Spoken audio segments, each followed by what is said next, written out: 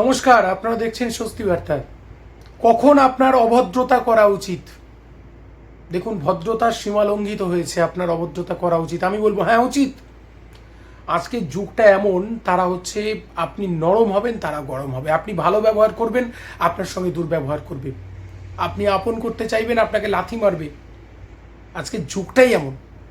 তো সেখানে দাঁড়িয়ে আমি বলবো যে অভদ্রতা কখন করবেন, অভদ্রতা মানে কি বুঝতে হবে, যে যা ভদ্র নয়, অর্থাৎ রূঢ় আচরণ। আপনাকেও শক্ত হতে হবে, আপনাকেও কঠিন হতে হবে। এই যে বললাম যে আপনারা সকলে অলরেডি জানেন যে আমার স্ত্রীর ক্যান্সার লাস্ট স্টেজ, বর্তমানে খুব একটা সঙ্গীন অবস্থা। তা কি সান্ত্বনা দিতে গিয়ে এমন এমন কথা বলে বসছেন যেগুলো আমাকে বেদনাবিদ্ধ করছে। তখন আমাকে মুখের উপর কঠোর হতে হচ্ছে। এই কদিন আগে আমি বাড়ি থেকে বেরোচ্ছি, সেই সময় হঠাৎ করে এক ঠাকুমা স্থানীয় এক অতিবৃদ্ধা, তিনি আমাকে বলছেন, না হারে তোর কি কপাল, বল কি করবি বল, আহারে কর্মফল ইত্যাদি ইত্যাদি, এমন করে খোঁচা দিচ্ছেন, ব্যথা লাগছে। আমি তার কাছে সঙ্গে সঙ্গে আগুনের মতো জ্বলে উঠলাম। আমি বললাম, রোগ মানুষের হয়, ক্যান্সার গরু ছাগলের হয় না। হয়েছে, চিকিৎসা চলছে, রোগ হয়, মৃত্যু আসে, এগুলো স্বাভাবিক। যখন তাকে এইভাবে কড়াভাবে বললাম, সে সঙ্গে সঙ্গে মাথাটা নুইয়ে একদম সেই সাপের ফনা যেমন করে নেমে যায়, সে চুপচাপ চলে গেল। জীবনে সব জায়গায় মেনে নিলেন তো হেরে গেলেন। আজকের যুগটাই এমন, মাঝে মাঝে এইরকমভাবে জবাব দিতে হবে। দেখবেন সব ভূতের মতো পালাবে। শক্তিশালী জবাব চাই। অভদ্রতা এটা।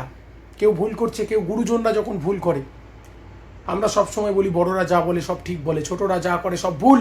মাঝে মাঝে এই করতে হয়, মাঝে মাঝে এরকম ওদেরকেও একটুখানি জব্দ করে দিতে হয়, কড়া হতে হয়। আপনি যত কড়া হবেন, তত দেখবেন এই জগৎ আপনাকে আপনার কাছে দমিত হবে।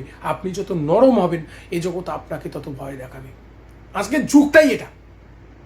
তাই প্রত্যেককে বলবো, একদম অভদ্র হন, কখনো কখনো কড়া হন। আর চোখের জল ফেললেন, আপনি ভয় পেয়ে গেলেন, চোখের জল ফেললেন, তো চোখের জল ফেলতেই থাকবেন। এই জলের শেষ হবে না, অসীম সমুদ্র, প্রশান্ত মহাসাগর হয়ে যাবে, তবু আপনার চোখের জলের দাম কেউ দেবে না। তাহলে কেন চোখের জল ফেলবেন? কেন? আপনার জীবনে আর কি কোনো কাজ নেই?